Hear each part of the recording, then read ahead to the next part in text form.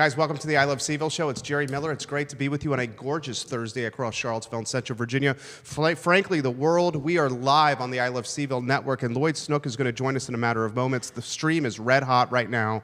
I'm seeing a little over 4,000 people watching, and that number will increase exponentially. Guys, give the show a like and a share on any stream that you are watching. We're live on 7 channels here on the network. We certainly appreciate you doing that. 4 people work very hard to put this program on Monday through Friday, 12:30 to 1:30. The only thing we ask in return is a like and a share.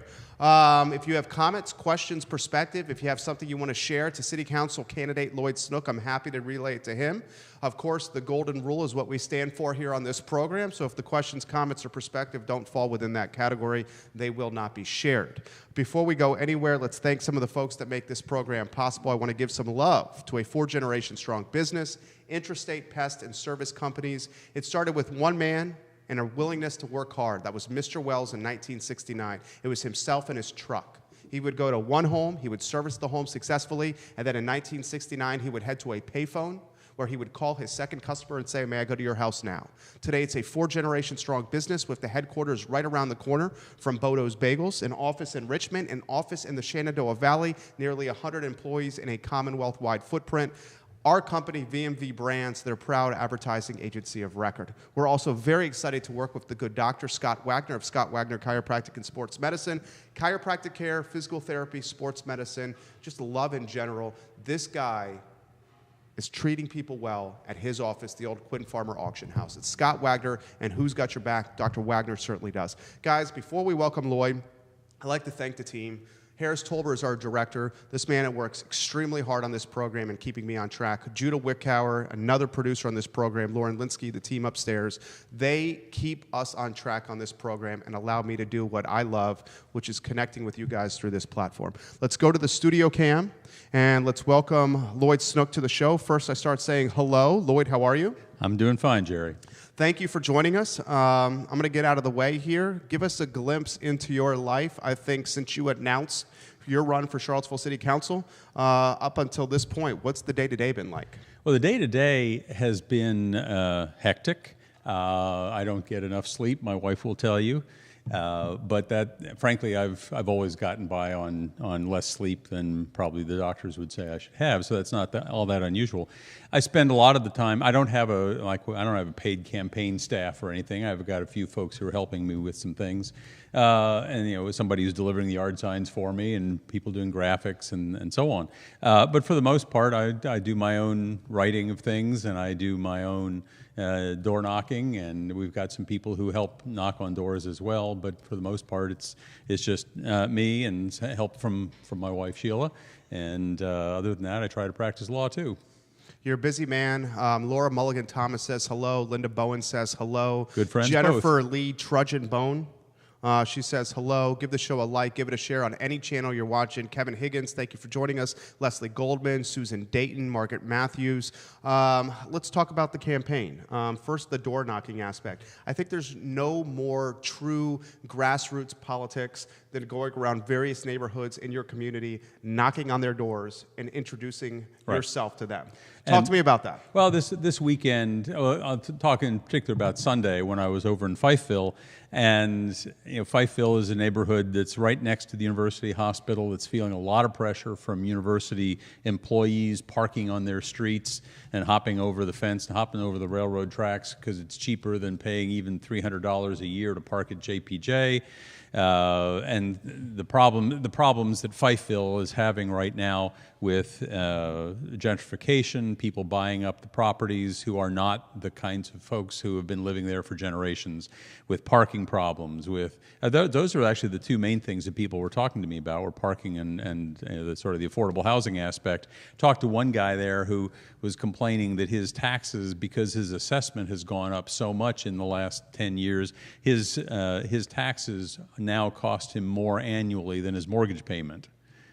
Which may reflect how little he paid for his house to begin with, but also how drastically the values of all those properties have gone up for reasons. And he's not yet ready to retire, but he's close. and he's sitting there thinking, I don't know how I'm going to be able to keep doing this. This is a real problem. Is there a common denominator that you're hearing from anyone, no matter race, no matter income level, no matter job status? The common denominator is that I think people don't feel that Charlottesville city government is working well. It's certainly not working well for them. Now, what working well and not working well might mean differs greatly. For some people, not working well is the black woman who was telling me about her son being harassed by the police every time he steps out the door. For some people, it's the bus service that isn't working right. So there are different issues for different people, but there seems to be all I have to do is mention August 12th, and people understand immediately what I mean when I say that the government, I mean, back then we had problems of planning, we had problems of communication, we had people who weren't talking to each other, people trying to do each other's jobs. It was a big mess. And some of those problems have gotten better. Some of the answers have come. Some of them have not. But I will tell you that the people in the street, on the street, don't at this point feel that the city government is working very well for them. You have caught a little flack from certain folks in the community about I think is undoubtedly an accurate statement, and I'm going to take some heat for this, and I've taken some heat already, which we can talk about, where you have said, I want to make, and I'm paraphrasing, and then I'll get out of the way, I want to make local government work a little bit better than it has in the past, is essentially what you've said. Right. And you've caught flack for that. Yeah. Talk to me about that. Well, some people say, oh, he's just putting out a Trump kind of a thing, make America great again. I have been very explicit all along, by the way, in saying, and this is actually part of my standard spiel, I'm not trying to say I alone can fix this. What I have always said from the very beginning is I want to be one of 5 people who will fix this. And that's a huge difference. So, number one, I sort of need to push back a little bit against the people who want to liken this to a Trumpian kind of a vibe. There is no question that Charlottesville's government, and I also want to make clear one other thing. What I'm talking about in terms of making Charlottesville's government work right is as much a matter of procedure and structure as it is substance. So when people say, well, why should we want to go back to the good old days where government didn't work for certain people? And I understand that, and I appreciate that, and that's why I've tried to be very specific that what I'm talking about is city manager's relationship with city council, with city council's relationship to the staff, those kinds of things that are they're not black and white issues. They're not rich and poor issues. They're not somebody's being advantaged or disadvantaged. Hopefully we are all advantaged when the city manager does a good job. Hopefully we are all advantaged when city council does its job well. That's all I'm trying to get back to. It seems pretty obvious to me. That's the end of the first sizzle reel. Started from my first question all the way through that answer. Lloyd Snook is running for Charlottesville City Council, kind enough to offer his most precious commodity, which is his time, for an hour. If you have questions, comments, anything you want to relay to the city council candidate, I'm happy to get to that. Ray Cadell has a couple questions. Ray, we're going to get to that shortly. Elizabeth Snook says, hey, Dad. She's watching in Michigan. Right. Washington, Michigan. Linda Bowen says, Jerry, I love the show. I served with Lloyd on the Charlottesville Planning Commission when we did citywide rezoning. Some folks may be interested in the history of that. Let's go down that road. Okay, so in the 1980s, I was on the Planning Commission from 1981 to 89. I overlapped with Linda for probably 4 years of that. I'm not quite sure exactly. She stayed on after I got off. But I was chair of the Planning Commission in about 1987 or 1988 when we were beginning the comprehensive plan process. And one of the things that was apparent to us at that time was that there was a real problem with gentrification, and in particular in 10th and Page. What was happening in the 10th and Page neighborhood was that the University of Virginia students were moving in, that their mommy and daddy from Fairfax would buy the house, and then the kids could live there in the house that mommy and daddy now own. Mommy and daddy would get the benefit of the capital appreciation over the next few years. Maybe they'd rent it for a few more years after that. And the result was that mommy and daddy in Fairfax are doing fine, but the families who'd been living there for generations were not. They were getting forced out. And so one of the things we looked at was the fact that all those properties were zoned R2, which meant that you got to have 2 dwelling units in there, which meant that you could have twice as many students in there. And that was part of the economics that was driving this gentrification. So we said, we can't make them R1 because the lots are too small, the houses are too small, they would be instantly non-conforming uses, which is always bad for the planning. So we created what eventually came to be known as R1S, meaning simply R1 small. And the idea was that you could have a small house on a small lot that would be a single-family residence. And that was one way we were hoping to prevent the mommy and daddy from Fairfax buying the house and renting it to a bunch of students.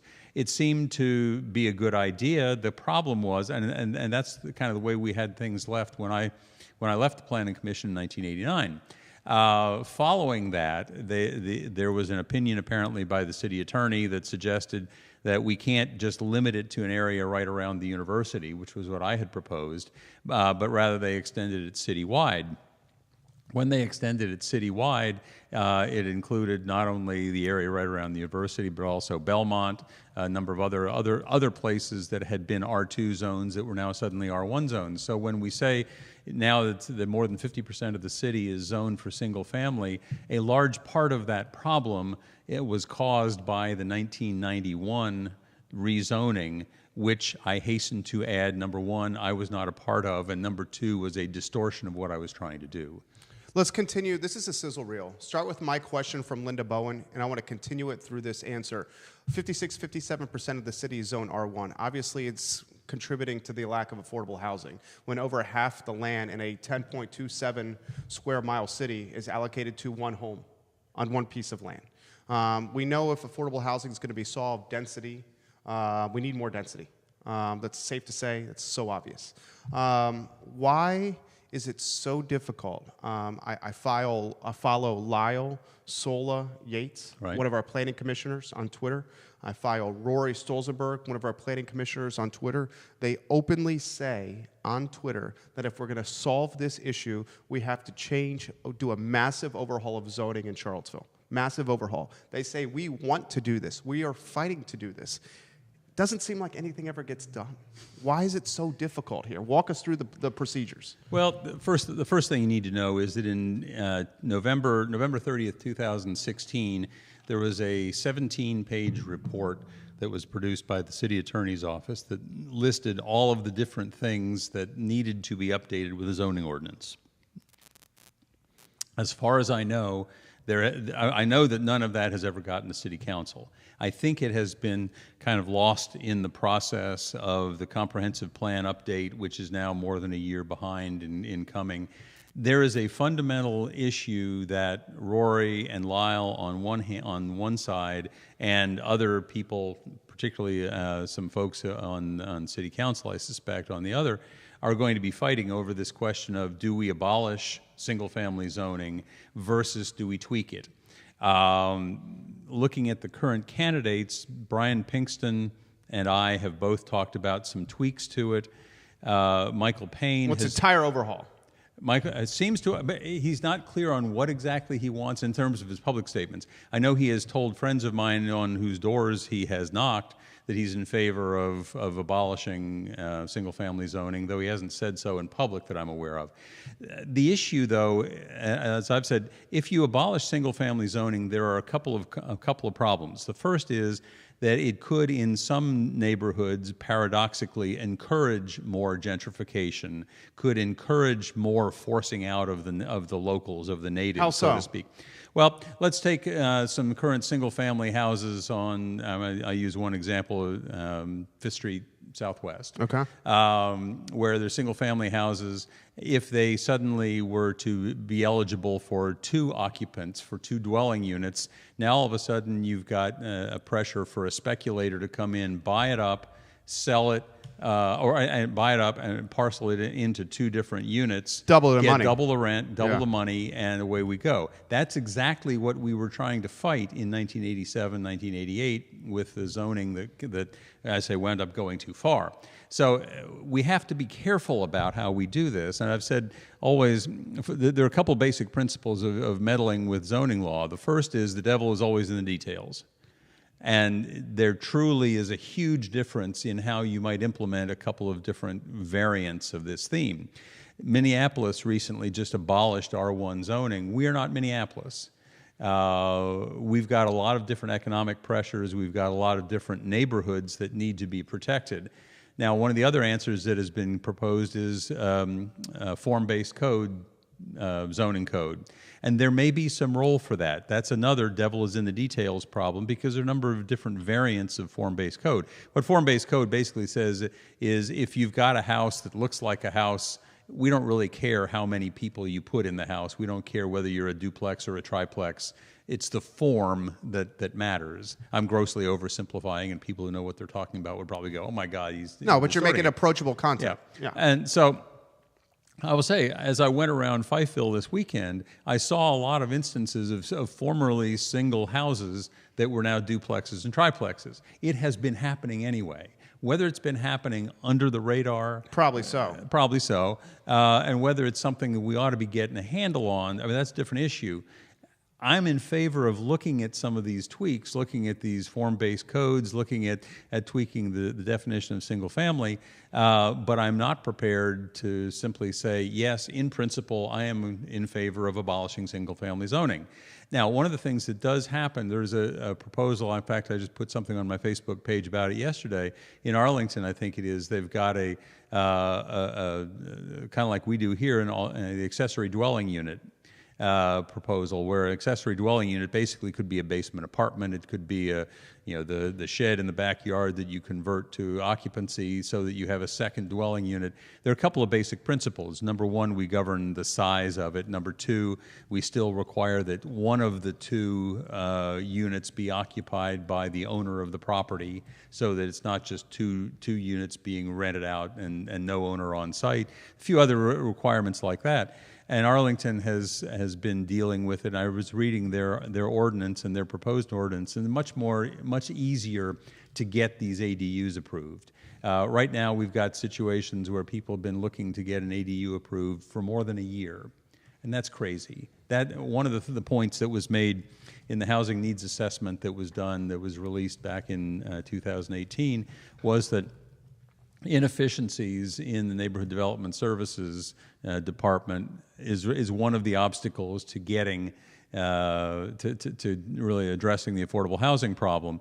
And that's why I have always said I want to deal with these inefficiencies and kind of management practice issues so that we can turn to affordable housing, so that we can address, for example, how we're going to help dealing with the achievement gap in the schools, so that we can get to climate change and those kinds of issues. But none of that's going to be possible if we don't have a government that's working correctly. That's the end of the second sizzle reel. I undoubtedly 110% agree with that. Andrew Hollyfield, welcome to the program. Colleen Tyler, welcome to the show. Ashley Cherix, Sazo from Fabio's on High Street, hello. Ian Glomsky, Vitae Spirits, welcome to the show. David Stackhouse, welcome to the show. You're going to love this. I love this, frankly, and this shows the power of shows like this as opposed to watching on a box on a couch in your living room. Kathy Maxted is watching from Florida. Sandy Anderson is literally watching in Paris. Good friend. In Paris right now.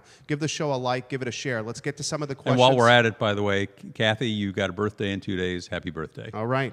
Let's get happy birthday, Kathy. Let's get to some of the questions coming in. A number of questions are coming in. We will get to Mayor Walker's comments shortly. I promise on that. Tim, who's watching in Crozet. This is a good question. Rebecca Downey. She says, Lloyd, who are you endorsing for the 57th delegate position and why? I'm going to be a little bit evasive here. I will say two things. First of all, I like Sally Hudson, and immediately after... She's watching right now. Sally, you're watching right now. She literally just joined in. Hey, good for her. And I commented on Facebook that I thought she was a very impressive candidate. I still think she's an impressive candidate.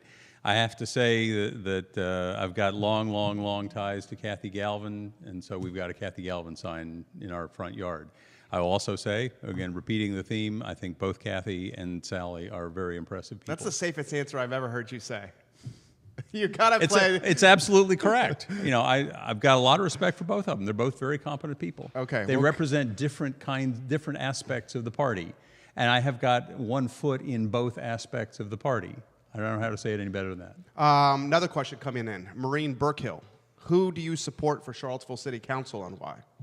I have always said I am not running as a ticket with anybody, and I've respectfully declined to answer that question. Okay, that's fair. Another question coming And in. the main reason is I want to be able to work with whoever. Yeah, I mean, you're basically saying if I pick someone today and they don't win, and the person I didn't pick gets on council with Then me, they're mad at me. They're going to have beef with you. Yeah, and I get it. Again, keeping in mind my theme of I'm trying to be one of five, I'm not trying to put together a ticket. I just want to be one of five. This is a good question coming in from Kevin Higgins. It's about healthcare premiums. Kevin, thank you for this question. Kevin Higgins says Charlottesville has among the highest healthcare premiums in the country, no doubt because of the fee structure at the University of Virginia Hospital. They raise rates to payers, and the payers raise premiums. As a counselor, how can you influence this and get it under control? I think this is a topic that no one is talking about now, but they should. It's a good question. And I think it's a question that is, at the risk of ducking it, is probably better addressed to Kathy Galvin or Sally Hudson. In fact, I just got a mailer yesterday. That's one of Sally's key platforms. Right. And I got a mailer from Sally yesterday with a picture of my good friend Paige Perriello on it and talking about health care and the cost issues and so on. That is an issue that the state has control over. Locally, we have very little control, except that in the efforts to negotiate some better involvement for the University of Virginia in local affairs, I know that one of the issues that they've been talking about has been the question of health care and whether there are ways that the city can kind of wangle some better results for better costs for the uninsured who live in Charlottesville. We don't have any actual authority to do that. We have a bully pulpit at best. And I would certainly hope that we could do it. And let me say, one of the things I do as a personal injury lawyer is I have to get people's medical bills paid as part of any settlement. And if they have insurance, the insurance would get reimbursed. The insurance would have paid perhaps a third of the cost that is assessed to the poor guy who doesn't have insurance at all, who gets hit by a car. And the notion that we should have a different reimbursement rate for Medicare, for Medicaid, for different insurance companies for the same process, the same procedure. The same procedure may cost $100 to the guy coming in off the street, and they may get paid $10 for Medicare under the same thing. And the $90 difference goes directly to my poor uninsured client, and the reason he's got no insurance is because he doesn't have any money. And it's just utterly inhumane. You got a question coming in. Jeannie Cole-Wardell, thank you for joining us. Ray Cadell has this question. Ray Cadell says, please ask Lloyd if he has a position on the slot machine things. So in the convenience stores around Charlottesville and Albemarle County, we're seeing a lot of slot machines, a lot of this gaming that's being played. Many of the people that are playing are citizens of our least able financially. This not regulated, nobody even checks IDs, and it's hurting the Virginia lottery. Thoughts on the slot machines at convenience stores? I frankly don't know anything about them. It's the first thing I've heard. He's brought it on my table. I'm going to follow up with that, Ray. I'd like to know more. I want to throw this to you. This is a sizzle reel waiting to happen. Judah, if you could bring me some coffee on set, that would mean the world to me right now. The allergies are killing me. So you caught some heat from the mayor, Mayor Walker.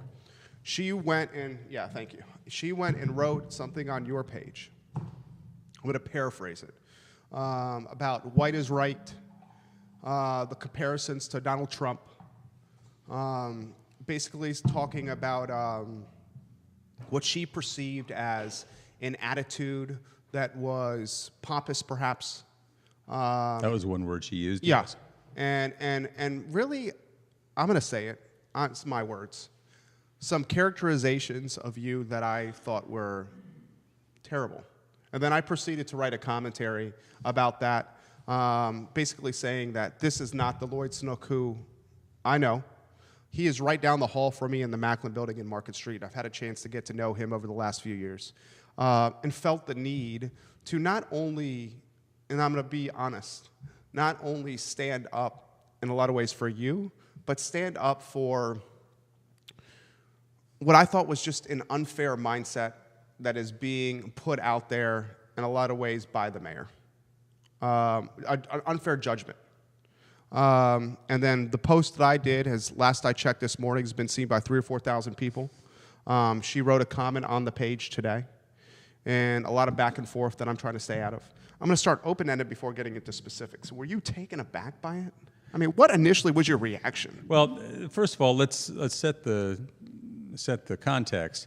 On May 13th, Monday a week ago, I wrote it was the first day of new city manager Teron Richardson's tenure in office, and I wrote a letter to City Council in which I basically said, "Dear Mayor Walker, members of council, it's his first day on the job. We've got these efficiency studies that have been done going back to 2017, 2018. We've got the zoning ordinance redo that's been going on since 2016. I suggest that you ask the city manager to report to you in 6 months, that you basically task him with, okay, here are these items that were identified as problem areas. You tell us in 6 months, after you've had a chance to look at everything, are these still problem areas? If not, why not? If they are, what are you going to do about them? Give him 6 months, let that be part of his agenda to get started. It was not fussing at the current council in any way. And it wasn't used, I saw it so authentically, it wasn't even used to garner votes or interest in the campaign.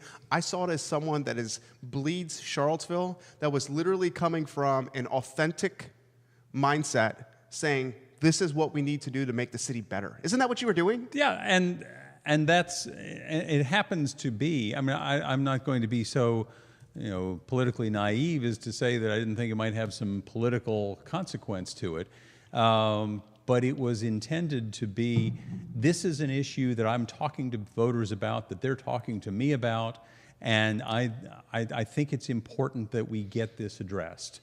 And that was all I was trying to do. And it was not, again, I haven't said anything negative about any current member of council. In fact, I'm usually quite, and as I was in this letter, noting that these are problems that were identified before the present council was responsible for them.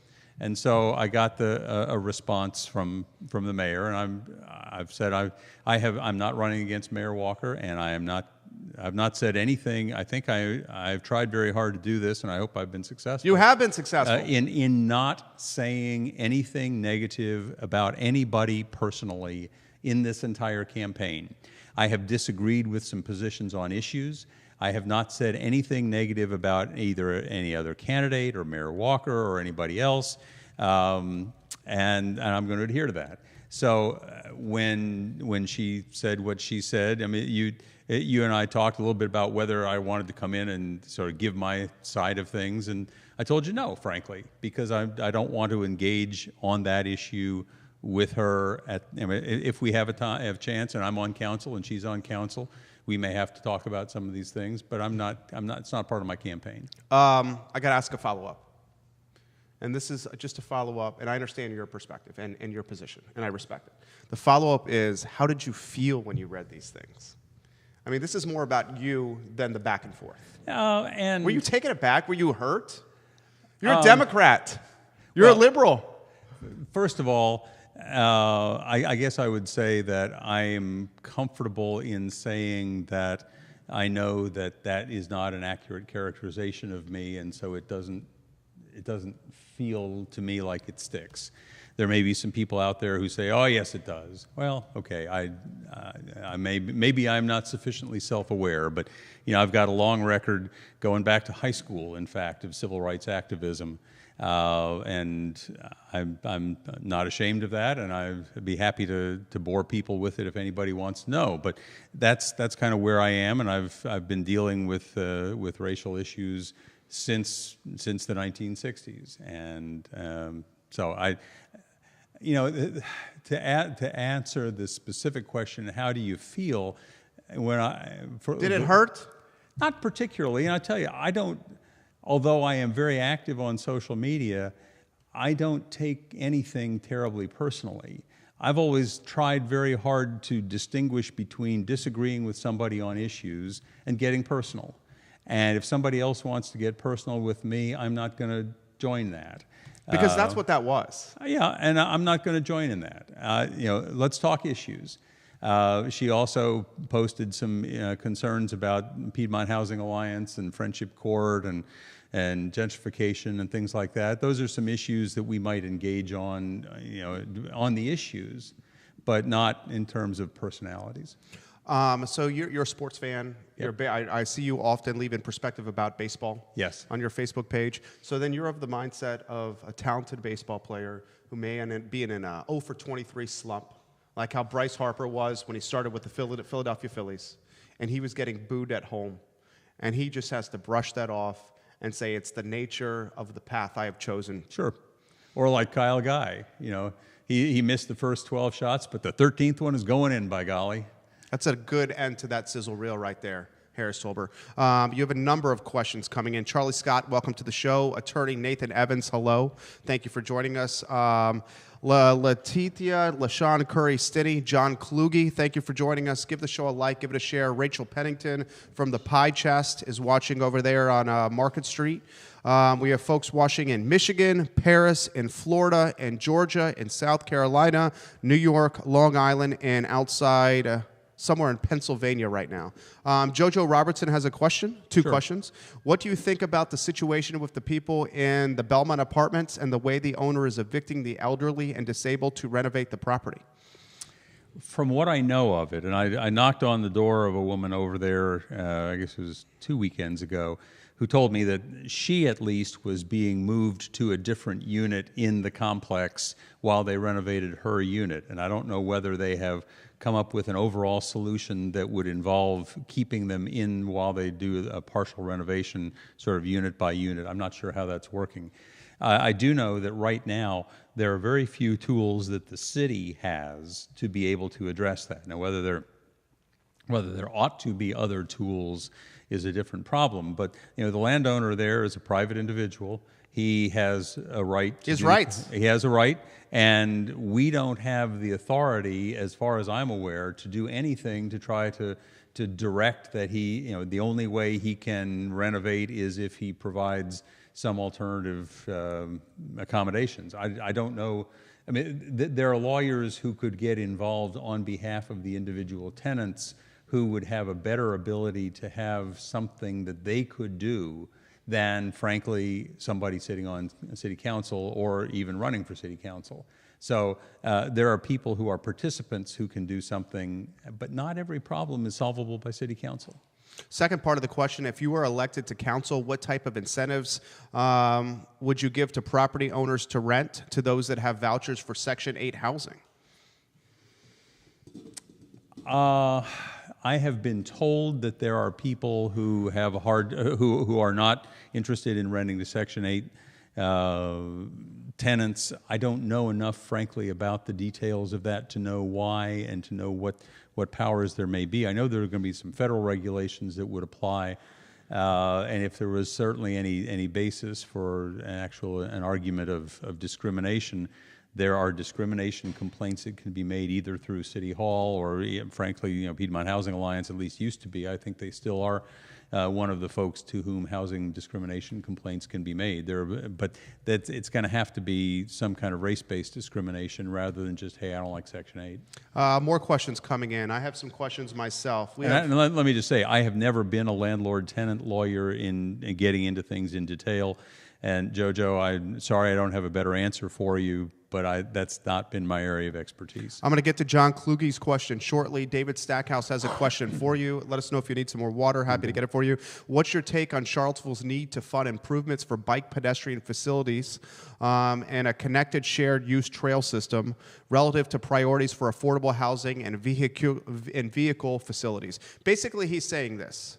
What's your take on Charlottesville's need to make biking and bike lanes more approachable and more robust in comparison to affordable housing, in comparison to making facilities for cars more approachable?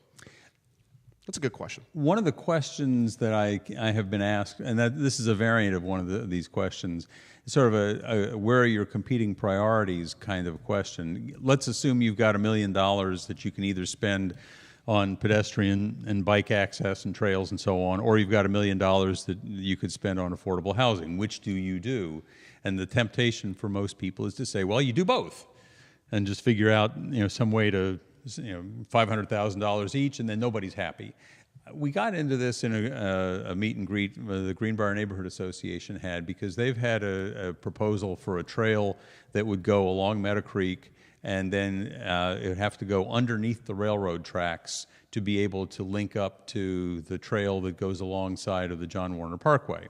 And that proposal has been made for years. It is probably one of the last links in the notion of a trail going all the way around the city, because the only way to get from here to there is either you go up and over the railroad tracks, which the railroad company would not like at all and it would not really be safe, or else you walk through the stream basically as it goes through the culvert, which I've done.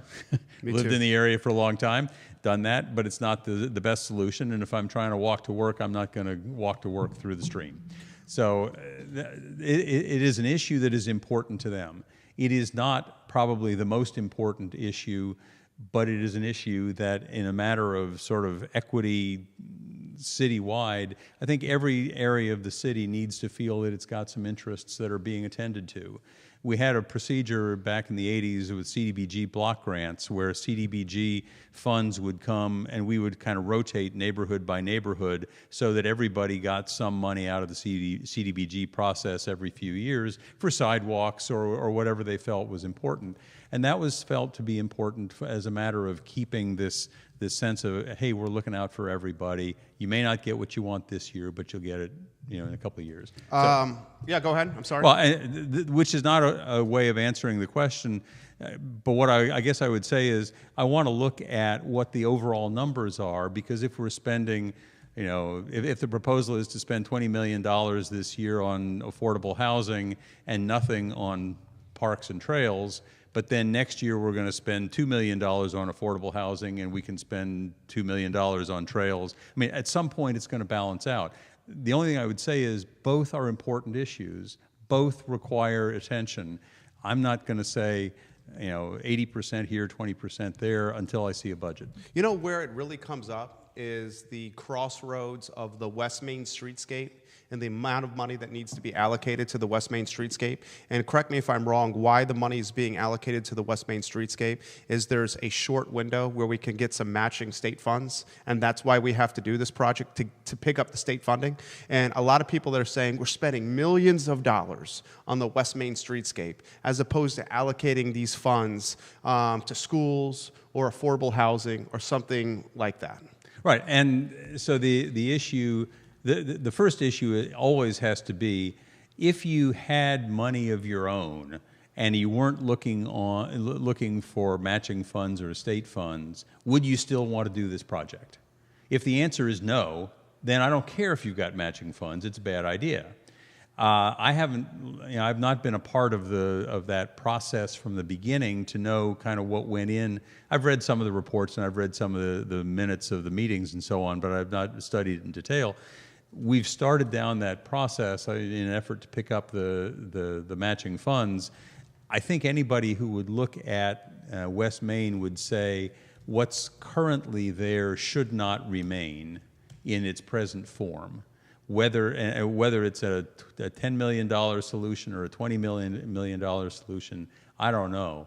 But if we've got the ability to fix that in some way, to make it better, that's a vital part of Charlottesville. It is the link between the university, our primary employer, and it's the most important corridor. It's the most important corridor we've got. And the real fuss, I guess I would say, is it sure would have been nice if we had been able to exert some kind of pressure or influence on the design of the buildings in the first place.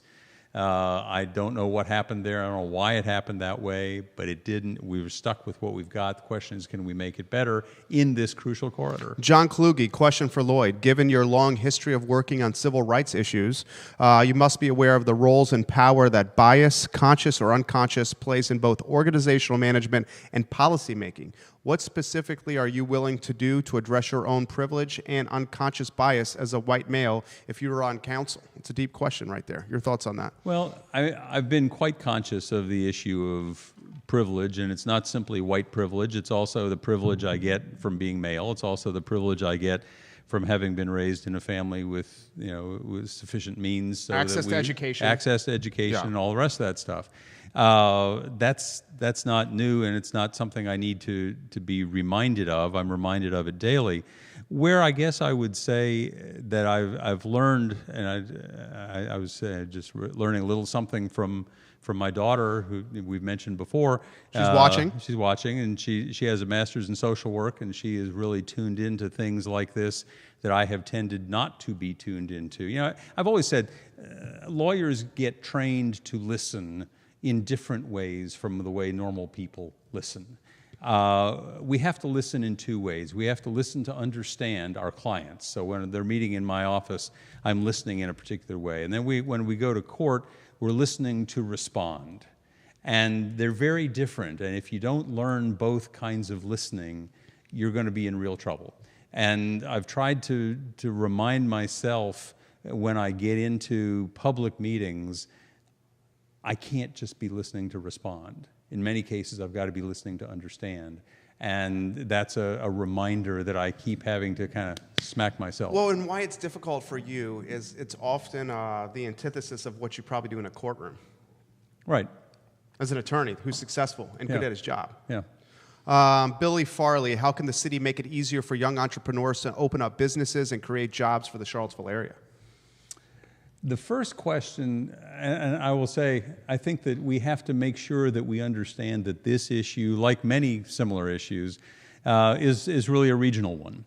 And I don't know that it makes a lot of sense to distinguish between whether one is on the north side or the south side of Rio Road, for example, in terms of the ability of entrepreneurs to get office space, to get markets, access to markets, and so on.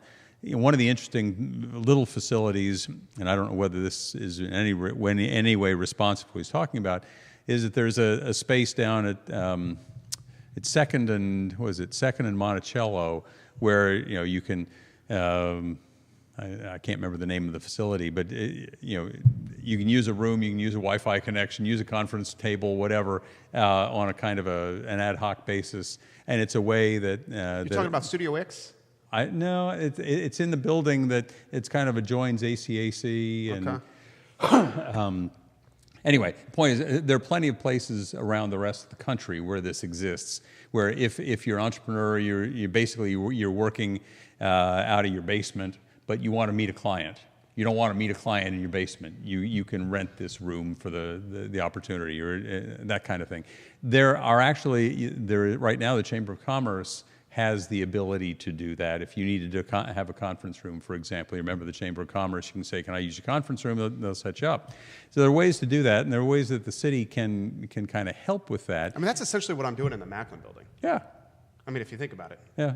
Individual rooms with furniture, with electric, with Wi-Fi on a short-term basis. Yeah. And so that's, I don't know that that's specifically gee, we've got a city program that needs to be enacted. But it has to be figured out by entrepreneurs in the market. Yeah, and what the city can do is to basically be open to it. And if somebody comes and says, I've got an idea and it doesn't violate a law, and let's make it happen. One of the things that we kind of get back, I keep beating up on neighborhood development services, but when there have been a number of ideas that have gone to neighborhood development services that have basically died because people were trying to think outside the box. I don't know what the obstacles are. I think that the city manager needs to make sure that we know what the obstacles are, and if there's an economic development person who takes on this issue, that can be important too. We have a lot of questions coming in. We're going to get to as many questions as possible. I also have to be mindful of Lloyd's time. We're 45 minutes in here, and you're doing a great job. This question's coming from Rick Henderson in Richmond. I follow the House of Delegates very closely. I'm watching in Richmond right now in the Fan District. Were you surprised that David Toscano endorsed Kathy Galvin as opposed to Sally Hudson?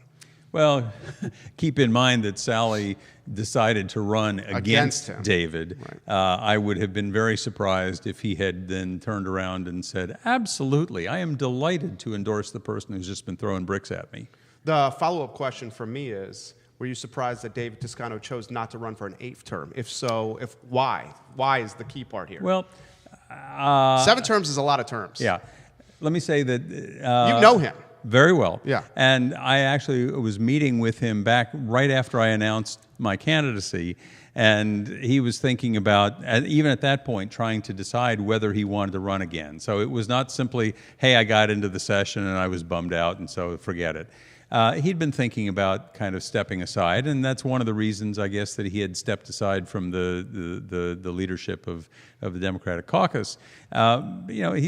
He's a couple of years older than I am, and I suspect that the time is coming when he would sit there and say, maybe there are other things I want to do in my life. He's writing a book. Good for him. Yeah. Something else. Scott Bandy, question for you, Mr. Snook. How contributive have you been, and do you continue to be in the process of keeping the courts downtown within the Court Square vicinity? This is an easy question. His office is right here. Yeah, and let me say, when I was the president of the Bar Association 2012 2013, that was at a time when the negotiations were trying very hard to fall apart. And I've said before, the city during this time was not a reliable negotiating partner for Albemarle County. That's one of the kinds Why of... is that? Because they had a history of not keeping their promises with Albemarle County? Right. And in particular, the issue was parking. And the city was basically saying, oh, come on, you can't really be concerned about parking. And so the county was saying, yes, we really are concerned about parking. Do something about it. And so there were various proposals, and I couldn't tell you how many different times there was an agreement in principle or a memorandum of understanding or something like that that was developed that never quite made it to a full agreement. And it was only after the county started saying, we're serious. We will move up to 29 North if you guys don't provide parking. It is unfortunately true. I mean, it's not far from the parking garage to the courthouse, to the Albemarle County Courthouse. It's only a block and a half, but it's a block that's uphill. Mm-hmm. And for people who are, let's say, elderly and not getting around terribly well, there's not much handicap parking right there. It's a problem. And the city, for a long time, I think, was just kind of assuming, they're not going to be serious about it, and we don't need to be serious about it. And then finally the county said, yes, we really are serious. Well, anyway, to answer the question, in 2012, 2013, we were beginning the process. I'm not going to claim that I was the guy who carried it through. Bruce Williamson, really, more than anything else, was the guy who carried it through, who was the chair of the Bar Association's committee and it just made it a habit of going and talking to everybody involved over and over and over and continuing to push them towards an agreement, and finally was able to get an agreement to where even Rick Randolph, who was the one who was most outspoken in terms of the city not being a reliable negotiating partner, I don't think he actually voted for the proposal, but he was at least there at the time that it was all being announced.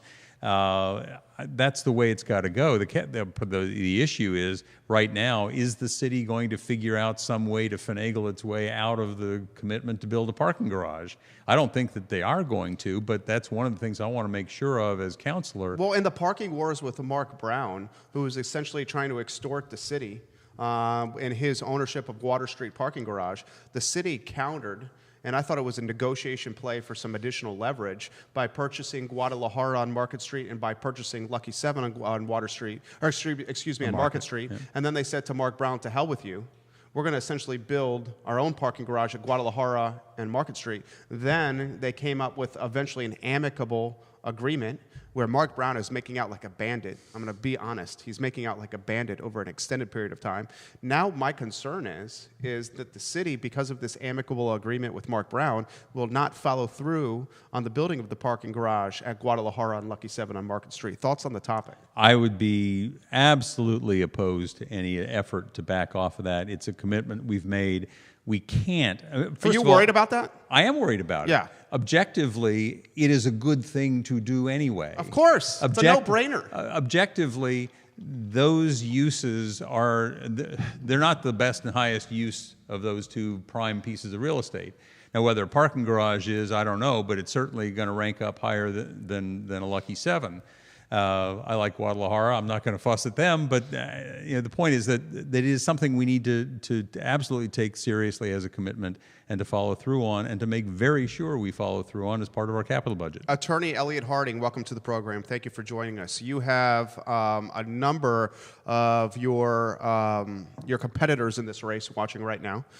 Stephanie Taylor, hello. Carmen Hyacinth, hello. And Stephanie, by the way, is the co-founder of the Progressive Change Campaign Committee. Pete Costas Jr. is and the watching. Progressive Change Campaign Committee has endorsed me. Bill McKenzie says, Lloyd and I are founding Walker Wildcats. That's right. He's watching right now. Give the show a like, give it a share anywhere you are watching. I'm going to relay a couple more comments. Kevin Higgins said, way to hammer on Mark Brown, Jerry. Thank you. Peggy Pickering, great point about parking garage, Jerry. Absolutely, it's a no-brainer. Rebecca Downey says, we need Lloyd Snook on council. Even though he is wrong to support Galvin over Hudson, he has a breadth of knowledge and experience that CVille absolutely needs right now. Peggy Pickering, I love Lloyd's honesty and integrity. He is one of the good guys. He has intellectual curiosity, which someone in our top national government appears not to have. Obviously, that's a knock on Trump. It is willing to study the issues. I find Lloyd to be just and fair and willing to work with others to solve issues. Thanks for this great interview. Peggy and a number of other folks, and I'm not going to go down this road because we already have, are giving you props in the heat that you're catching from Mayor Walker. I'll leave it at that. Deb Golden says, yes, build that parking garage on Market Street. Of course, I think it's undoubtedly a no-brainer. We got a question coming in, and this question's from Tim in Crozet, Shannon Reese, and real estate agent Cynthia Viejo. Realtor Cynthia Viejo, welcome to the show. This question is about you in the race. What have you learned from yourself since entering the city council race, Lloyd Snook? It's a good question. What I've learned, I guess, when I was working You've toned down. This is what I've seen. Okay. And I'm going to throw it to you. I don't mean to interrupt you.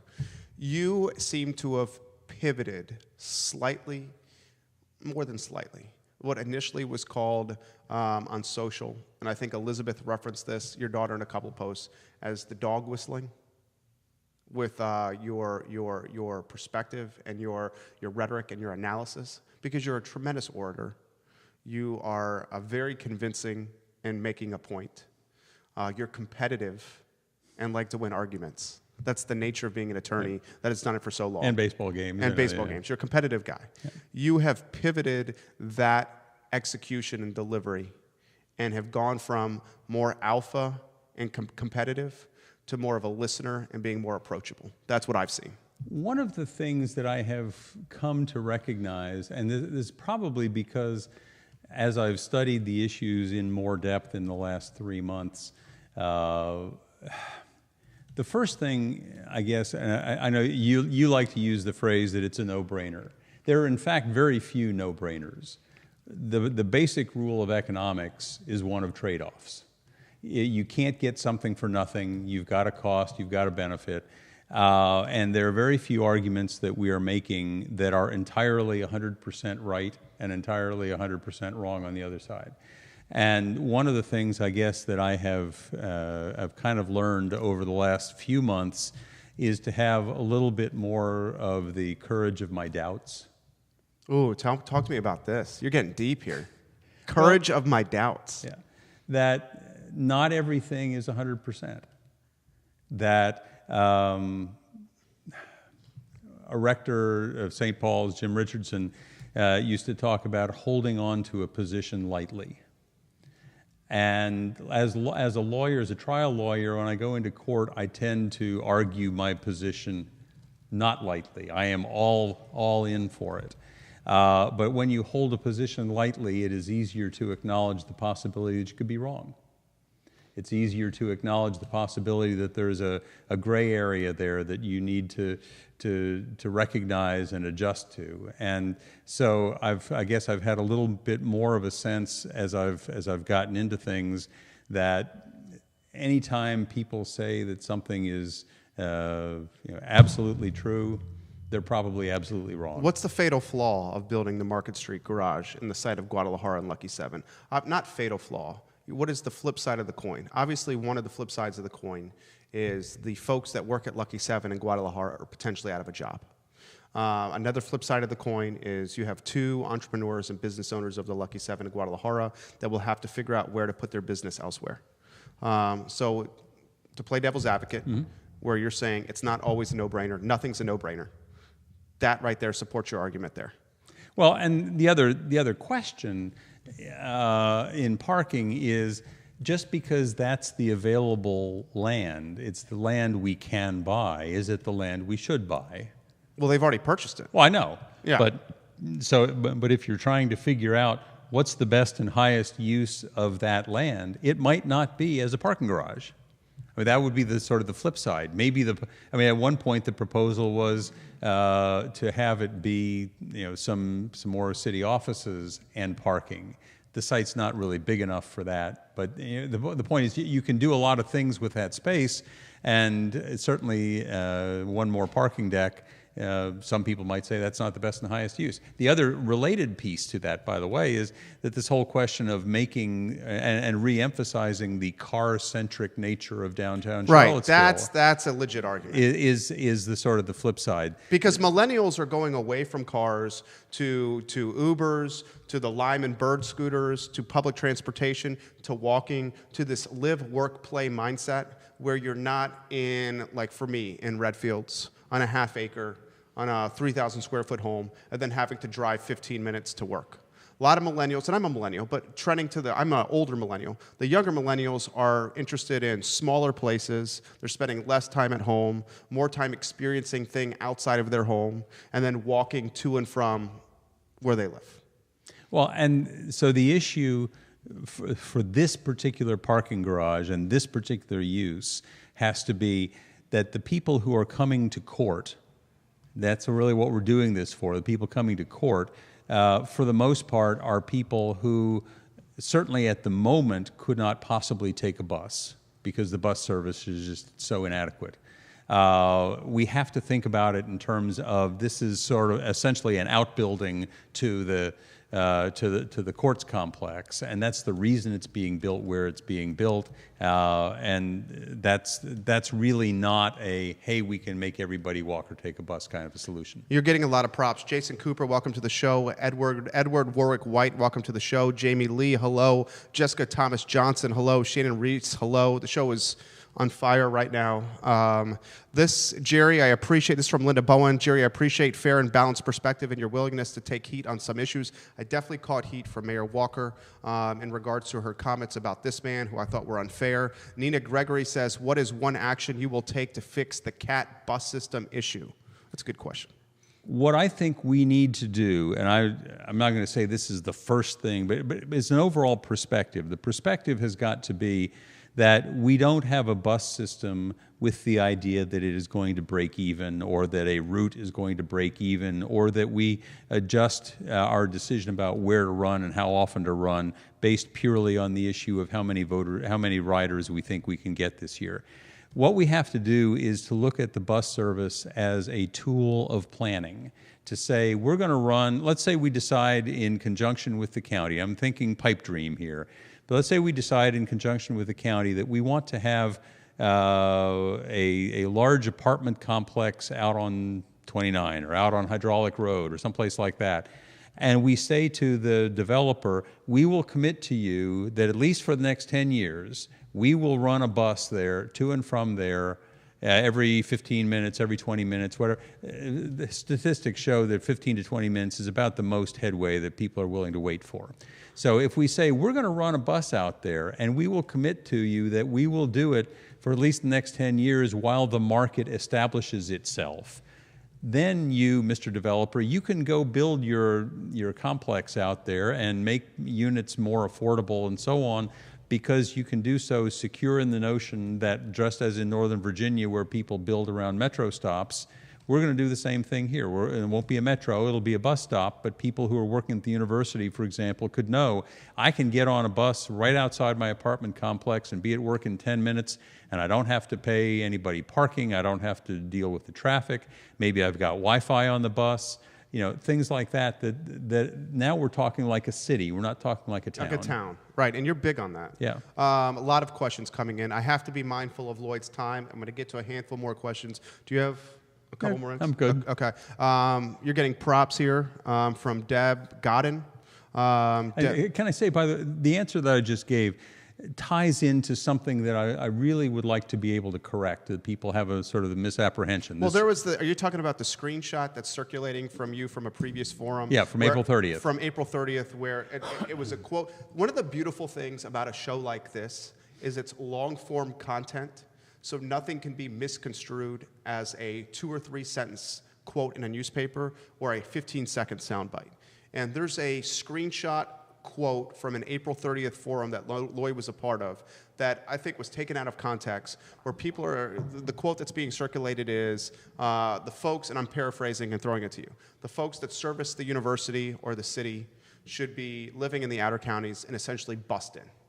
And so let me sort of set this up by the standard answer when people ask, and it's always a question at every forum, what about affordable housing? Right. And my answer has been to say, first of all, we are not going to build our way out of the problem. We are not going to, we got a shortfall of 4,000 units, or sometimes people would say 4,000 interventions, the distinction being that you could have a pre-existing unit that for some reason with a program you're able to make into an affordable unit, subsidized in some way.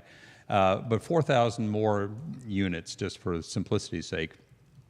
We will get another 300 out of the redevelopment of Friendship Court because they're going to go from 150 units to 450 units. We may get another 300 if the current proposal to redevelop South First Street comes online.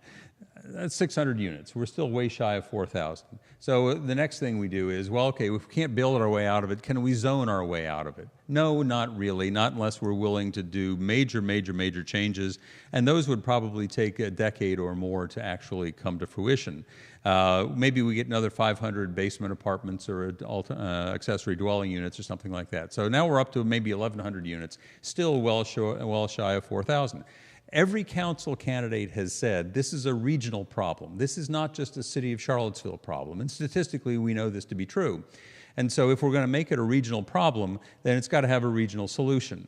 The regional solution is going to have to be you put more units out in the county and you have bus service so those people can come in. Now, I may have said it in a way that allowed the implication that I was talking about busing people out, and that's not at all what I was talking about. The only people really that I was specific about was UVA students.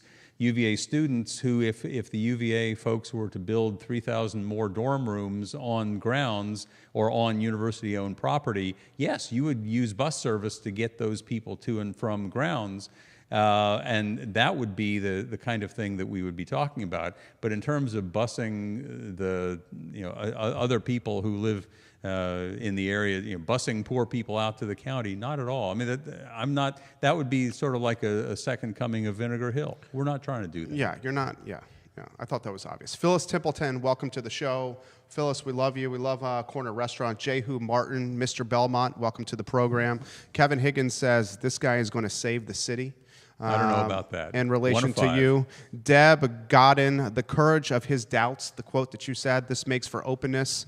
I appreciate the way Lloyd listens, and thank you for this interview, Jerry.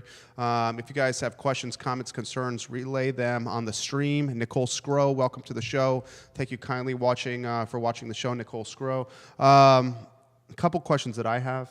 One of the questions that I have is, and this came up yesterday with Elliot Robinson of Charlottesville Tomorrow on the I Love CVille Show and Courtney Stewart, who joined us of CBS 19.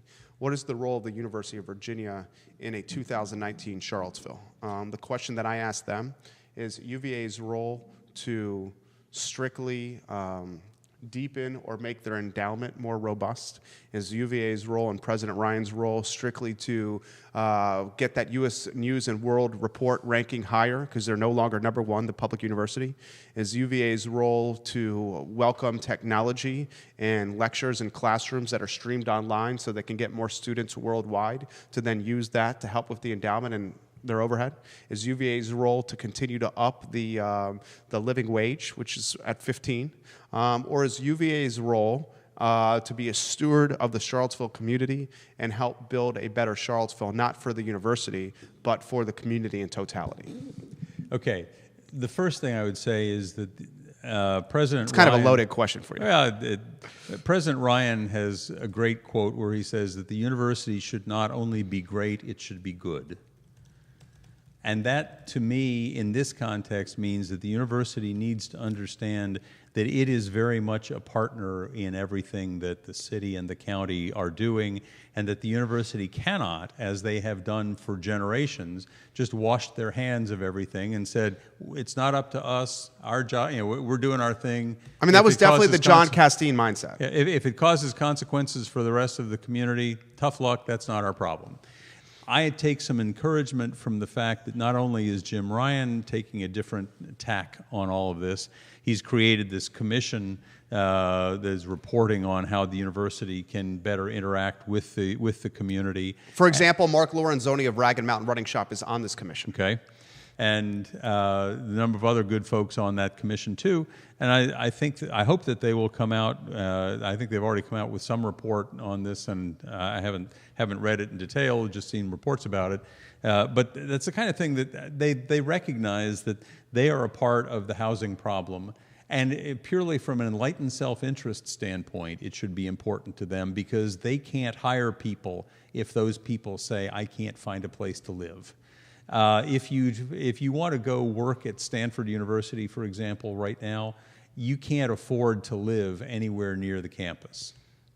It's just so prohibitively expensive. And Stanford has problems hiring people, and they've got to try to work out ways to finagle even sort of community land trust kinds of suggestions that have been made as ways to be able to attract the best people. So UVA has an enlightened self-interest in addressing those issues.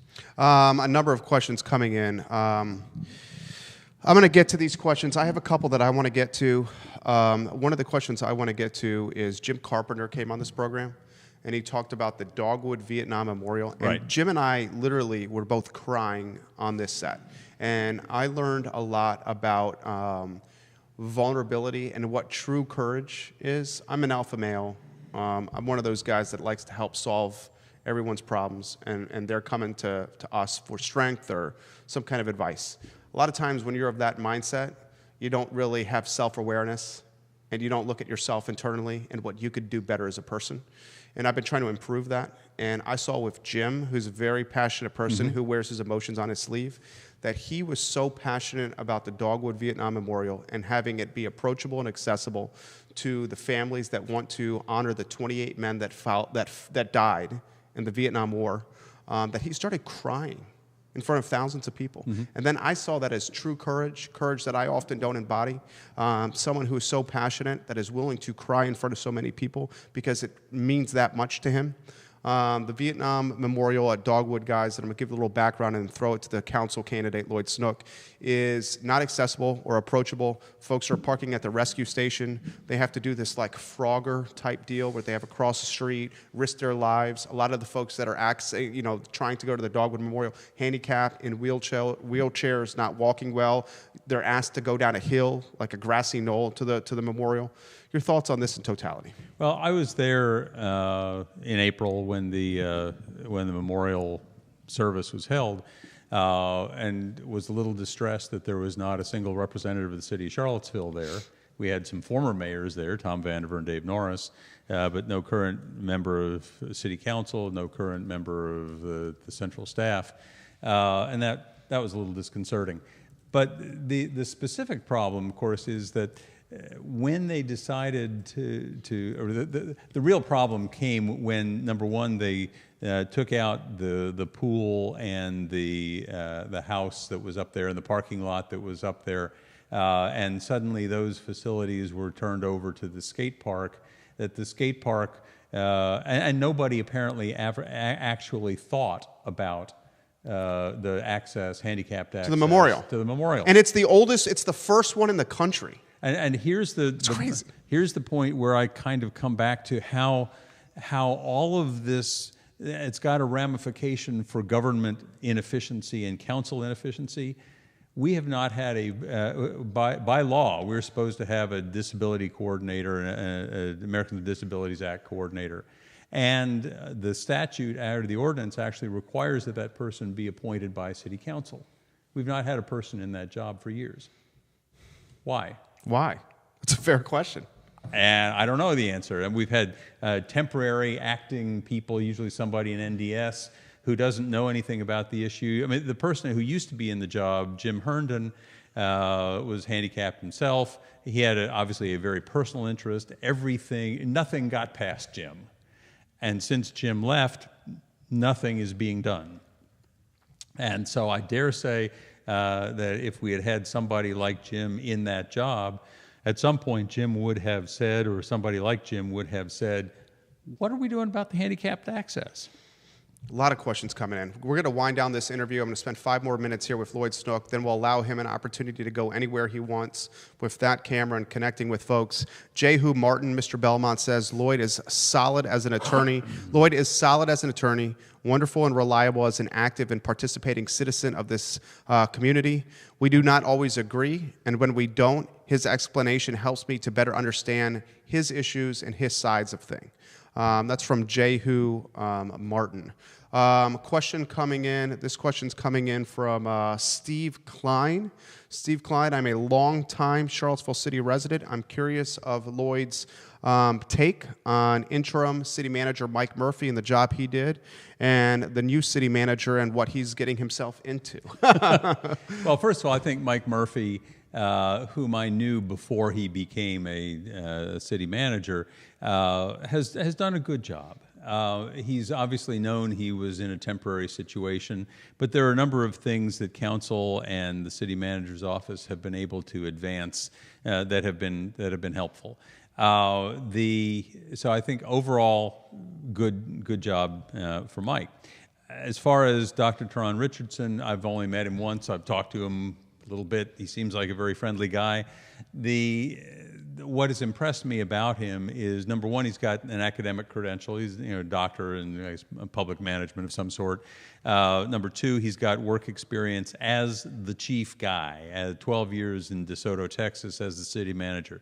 Number three, he knows Virginia. He was with the Richmond city manager's office for a number of years, so he understands sort of what we're dealing with here.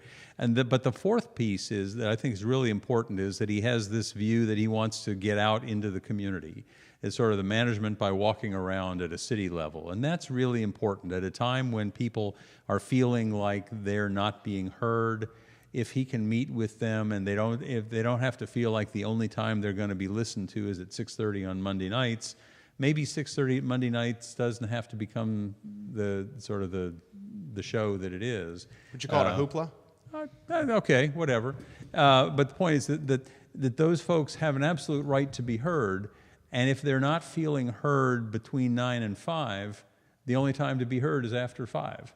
And if we can get them to where they're feeling heard between 9 and 5, that's the orderly way that I would like to see all this get addressed. It reminds me of the police officer who walks the beat and gets to know the people on the beat, as opposed to the police officer that is only policing and patrolling the beat from his squad car. Yeah.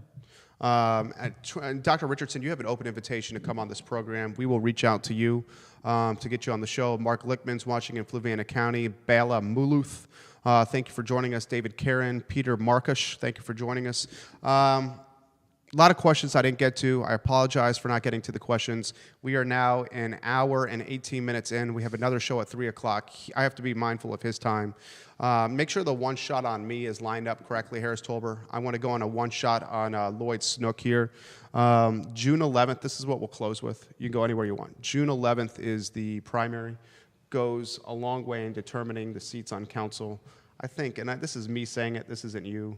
Of the two independents, one of them I think has a legitimate shot at winning in Bellamy Brown. So I think this June 11th primary and the 3 that are pushed through could very well be the 3 that we see on council, with Bellamy Brown having a shot at one of those seats as well. Why should the city of Charlottesville vote for Lloyd Snook? And if you want to engage with that camera. Sure. In living in Charlottesville and having it be my home in 57 years, I think I've met an awful lot of Charlottesvillians of all walks of life. I've met many more of them as I've been going door to door during this campaign, but I can go back to friends that I've known since elementary school friends, people that I've represented, people I've dealt with in court, literally thousands of clients over the years. I know Charlottesville. I know the kinds of problems that Charlottesvillians are facing. I also, I think, have a pretty good feel for how to navigate some of the currents that are currently going on, that are running through Charlottesville's civic life. It's not going to be easy, and I don't profess to have all of the answers. I will tell people that I will listen and that I will try, and I will probably get things wrong, and that you will tell me exactly what I've done wrong and how many different ways I need to fix things. And that's fine. I've spent most of my professional career as a lawyer dealing with people who don't like me or don't like my client. And we nonetheless find a way to work past that to get things done. And that's what I would like to do in Charlottesville. And I'd like to be one of the 5 city councilors who would be doing that. Good answer. Let's cut that into a sizzle reel. Thank you. Thank you. Thank you for the time. The interview will be archived in totality, guys, on ilovecville.com, ilovecville.com. We will syndicate it for 30 to 45 days across the I Love CVille network, which consists of our website, ilovecville.com, 17 Facebook pages, 17 Twitter accounts, a daily e-newsletter that goes out to 118,000 inboxes, the 3rd largest Instagram community in Charlottesville behind UVA and the city of Charlottesville.